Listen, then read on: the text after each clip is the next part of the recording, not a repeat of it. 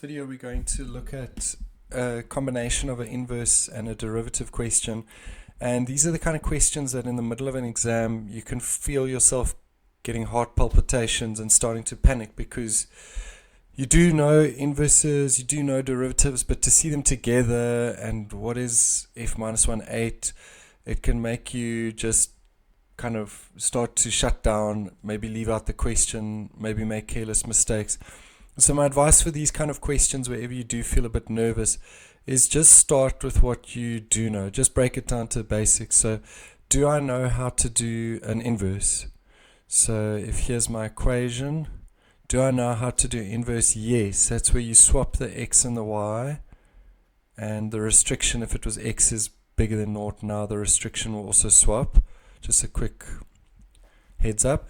And the second goal of inverses is to get the y by itself, and so I'm going to square root it. I should say plus minus, but because of this restriction I'm just going to choose the positive answer. And then what is the 8 in brackets? It should be f of x, f dash of x, f minus 1 of x, and so that just means 8 must replace x. So it's as chilled as that. And there kind of feels a bit of a dead end for me. And then I'll do it in a different color to almost show you it's like having a completely separate question going on here. Can I work out the derivative? So I come back to the original question, and it would be dy dx. Can I do a derivative? Yes. That's where you times the power by the front and drop it by 1. And again, the 4 just represents an x value. So it will just be x will be 4, 4 times 2 is 8, and there I'm at a dead end.